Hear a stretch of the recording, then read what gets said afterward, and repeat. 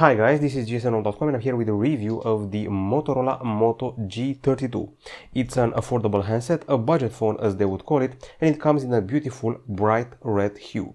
You can find it priced at around $200, maybe even less. It's a 6.5-inch handset with a 90 Hz refresh rate, and at the same time it also delivers the already famous Snapdragon 680 4G CPU. It has a pretty generous 5000 mAh battery and runs a clean version of Android 12 with some MyUX customizations. It even has stereo speakers.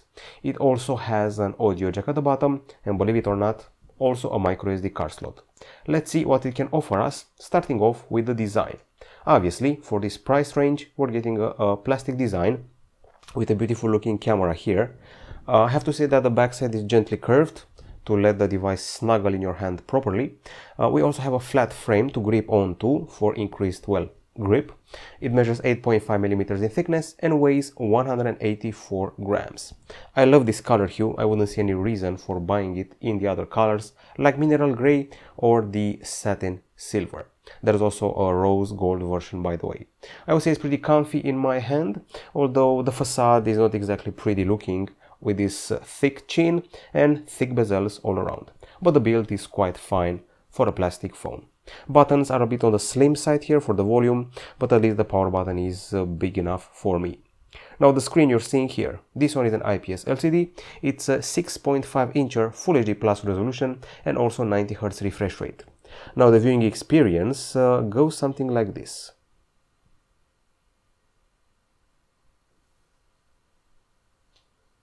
Okay, so first things first. I have to say that it's an LCD, it's a pretty modest one. I mean, the color palette is fine, just fine. It doesn't handle the light very well, so if it's a very sunny day, it's not very legible in the full sunlight. Not the best contrast in the world.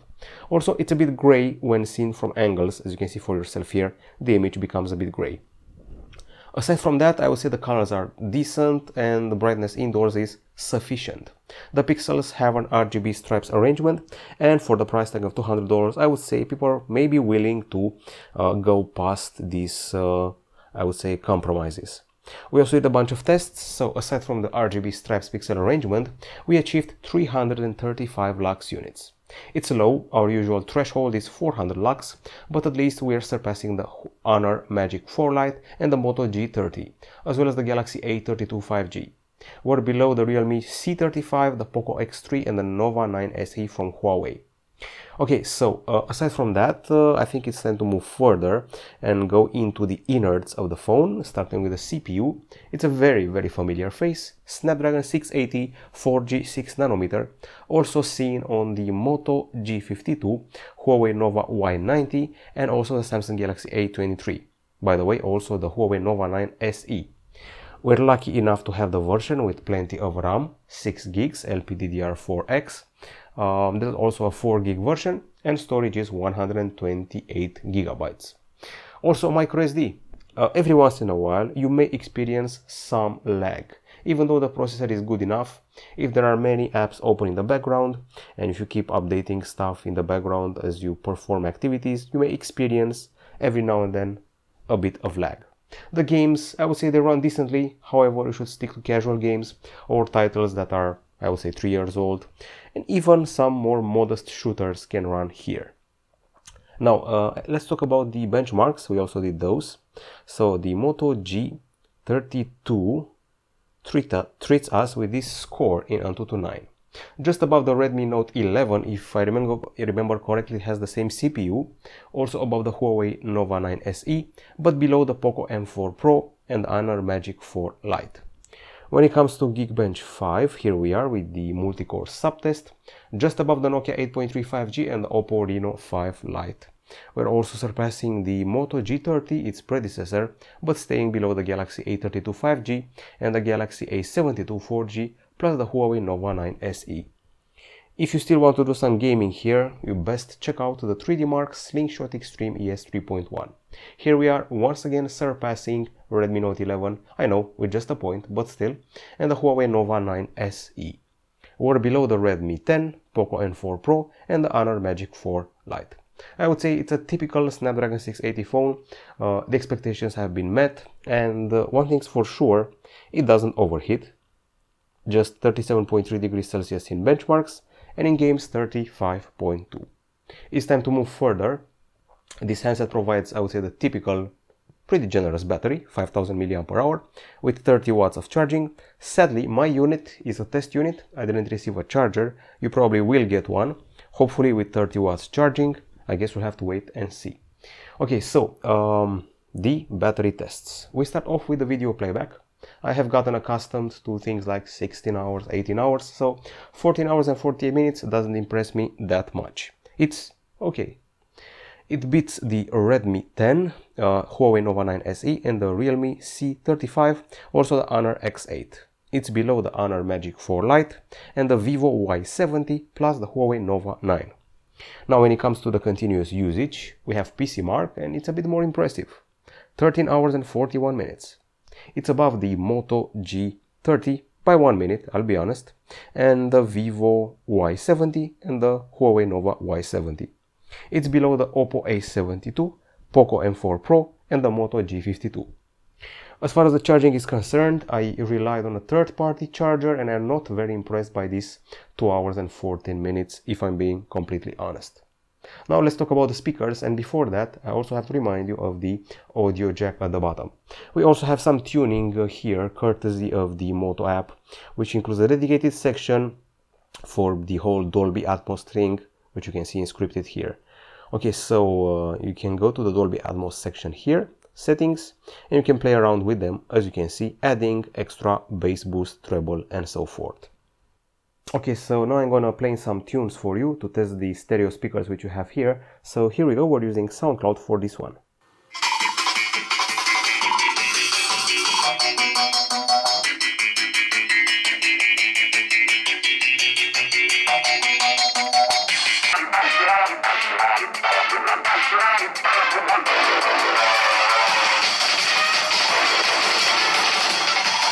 I sure hope you like jungle music, otherwise this may have been noise pollution for you. Anyways, okay, so what we're getting here is a pretty loud experience, I'll be honest. Some distortion, I would say that 80% volume should be enough to enjoy the music. Not much bass, sadly, pretty solid high notes and voices, a pretty decent experience for the price you're paying. The body vibrates a bit when you're listening to the music at max volume, and once again the EDM highs are particularly nice. Now, when it comes to the tests that we did here, we have a bunch of them here. So these are decibel meter tests. So we achieved 77.4 decibels with an acoustic sample at the top side, and also 83.7 decibels at the bottom, which is quite impressive compared to what we're seeing nowadays. With this result, we surpassed something like the Honor Magic 4 Lite, Redmi 10 and Poco M4 Pro. It's below the Huawei Nova 9 SE and the Realme C35. When it comes to the gaming, we are at 99.5 decibels, pretty solid. It's above the Poco M3 and Poco M4 Pro, as well as the Motorola H30 Neo. It's below the Motorola H30, Galaxy A32 5G and Huawei Nova 9 SE. Now on the camera front, you can clearly see the cut which you have here in the screen. It's for a 16 megapixel camera, once again 16 megapixels. It's for Full HD videos, f2.4 aperture. At the back side we have this pretty looking module with a 50 megapixel main camera, f1.8 aperture, phase detection autofocus, 8 megapixel ultra-wide camera, f2.2 aperture, 180 degree capture, and finally this small fellow 2 megapixel for macro and apparently also for bokeh. This is the LED flash, and we have just Full HD capture in just 30 frames per second. So sadly no 4K. Now when it comes to the gallery, I'll be pretty quick when it comes to it. You're going to have to rely on Google Photos to see your pics. And here we go. It was a pretty sunny day, even though it's October, November or what have you. I would have to say that this camera is light hungry. Most of the shots I've taken are filled to the brim with light. Once again, this is a regular shot. This is an ultra wide shot. There don't appear to be many differences here, but there is some deformation of the image on the sides, as it usually happens on a mid-range phone when you're using an 8 megapixel ultra wide camera. I have to admit, I'm loving the colors of the fall captured here. All those rusty hues, the reds, the browns that the fall has to offer. A bunch of nice close-ups with flowers. even though every once in a while the camera may struggle to achieve them. I love the texture of the petals in these shots, and the colors are actually not bad compared to what I saw in real life. Especially when the shot is taken in the shade. When it's in full light, there may be some problems. I even captured a fly or a bee inside a flower doing the hard work. Okay, so we now have the selfies, and this is a regular selfie, not much to write home about, at least it appears so at first sight. But then again, the bokeh is quite correctly applied and blurs the background in a pretty satisfying manner with various degrees of blur. I'm seeing enough details here, if I'm being honest, maybe even some skin pores and a nice expression of the eyes. So far so good. I would even go as far as to say the selfies are surprising for $200. Depends on where the light falls. This one has a missed focus, as I said before. You may take some nice close-ups, but there are also some hits and misses. This camera seems to have been made for the fall, the autumn. I'm talking about those classical pumpkin Halloween colors, the brown and rusty leaves, and the pies people tend to eat when the fall comes. And I also have a surprisingly good bokeh for this creature here, so a regular shot and bokeh shot, quite correctly applied, blurring the background behind it. There are moments when this phone actually seems to surpass its condition of a $200 phone. Like the moment when I captured this photo and then I tried it again with the ultrawide, and I was quite satisfied with the result. This is Facebook worthy, and that says it all. In the end, the close-ups and selfies are the things that remain the best about the handset, provided you're patient enough to achieve them in a proper lighting and a proper focus. The selfies have been the biggest surprise, and I have to say, aside from capturing a lot of light and the on and off focus miss, I can find many faults for this handset, once again strictly in the $200 range. Those have been daytime shots. Let's talk about the low light ones. We're changing town here, and one thing's clear from the get-go: if you want good shots, activate the night mode. Just the night mode is satisfying, otherwise the shots will be pretty dark. One good thing is that the street lights don't have huge halos, unlike some other phones out there. Now, clearly the ultrawide cannot handle the heat, as you can see for yourself. Things are murky and noisy. But once again, the main camera, especially with the night mode on, can pull off some nice results, and you can even see the clouds, not just a dark mush here at the top side where the sky would be. Pretty nice separation of the lights here, not huge halos. And let's see some other shots. Here, for example, this is a too bright logo, not satisfying. But when you activate the night mode, it actually fixes the problem, even though you won't be able to see the LEDs of the pharmacy logo like we did on some other handsets. So all in all, stick to night mode and you'll be mildly, pleasantly impressed with the results achieved here. Obviously not something to write home about among other mid-rangers, but if you take a night mode shot, you'll be happy with it. Now let's talk about the videos. Okay, so let's talk about the videos. This one is a bit more colorful, so let's check it out. I have to say that we're dealing here with a decent amount of details for Full HD filming. The reds are a bit orange for my taste, and there's a bit of detail loss in the background.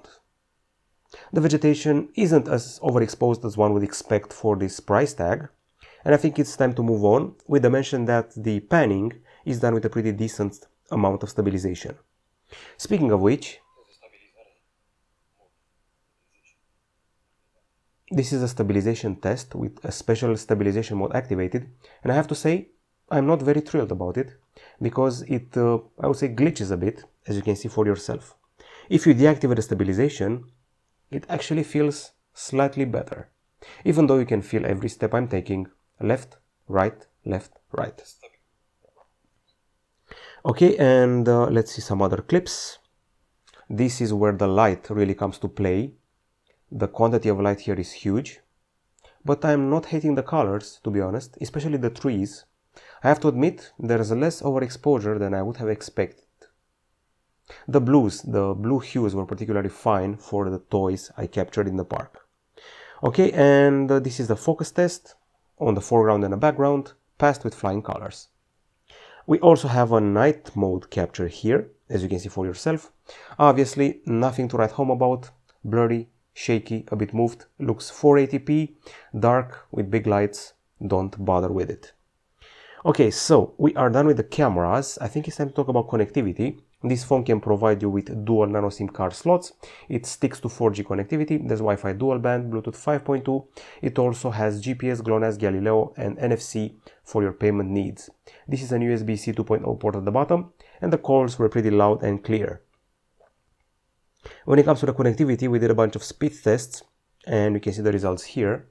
On Wi-Fi, we got as high as 217 Mbps downloads, 279 Mbps uploads, and on 4G, a mere 83.5 over 59.4. It's an entry-level phone, so this was to be expected. When it comes to the software, no major innovations here. If you've seen a Motorola phone recently, tested by us or somebody else, you know exactly what you can expect. Android 12 with MyUX on top, with a pretty stock experience, as you can see for yourself in the quick settings area. This is the multitasking department with the recents. You also have split screen, and I'm using gesture navigation. The only thing that Motorola applies here is called MyUX, and it handles the customization of this area. Layout, fonts, colors, icon shapes, sounds, display size, font size, and system theme. You also have a large plethora of gestures used to activate certain features or applications. Do not disturb, lift to unlock, fast flashlight, power touch. You have tips and tricks. Pick display and attentive display will basically replace the always on display, well, kind of. And you have the play area with features for games, media controls, and acoustics. That's about it. You obviously don't have bloatware available on the handset. And if you look into the settings, you'll find stock stuff, system navigation, night light, connected devices, battery, sound and vibration, wallpaper, and of course privacy with a privacy dashboard, seeing the recently accessed permissions over the past 24 hours. We obviously also have digital well-being and parental control, and for security we have a fingerprint scanner embedded in the power button. This finger is wrong, this finger is right for the unlock. It may feel snappy and responsive, but the time isn't the fastest in the world when it comes to unlocking the phone. It's accurate, but not that fast. Okay, so I think we're about done. We are about done with the review. It's time for the verdict. The pros and cons. Well, the pros obviously include this very cute red backside, actually red body. It's a comfy phone to maneuver around on account of its flat frame. It's got an okay build and a good price, obviously $200 or below it is appealing. Okay battery life, loud speakers, top and bottom, audio jack, microSD, cute fall colors captured by the main camera particularly, good close-ups and good selfies, and clear and clean OS, Android 12 in this case, with a lot of customization to apply. Now when it comes to the cons, having done with the pros, the screen is not very bright. There is some lag here and there. Also the charging is a bit long, the speakers lack bass, there are some missed focus instances for the pictures, and the ultra-wide camera was a bit of a bummer at times. The colors of the videos were a bit underwhelming, and there's that 480p look of the nighttime video capture. And I have to say the fingerprint scanner speed isn't exactly its strong suit. In the end, this is a handset for the youngsters, for the kids, who will stick to taking photos with the main camera, close-ups and a lot of selfies. It's dependable, I mean, you will not suffer through lag and also you'll get enough battery life, so you can easily use it with daily basic activities. It's not a gaming phone for sure, it's a basic TikTok, Facebook, YouTube, Instagram handset, which does its job fine for a mere $200. You can listen to some decent music on it. It has the vestiges like the audio jack and microSD, so there you have it. So that's pretty much it. It has a lot of personality thanks to the hue. If you buy it on red, and be advised that there are some compromises for the not so bright screen and the camera. Goodbye.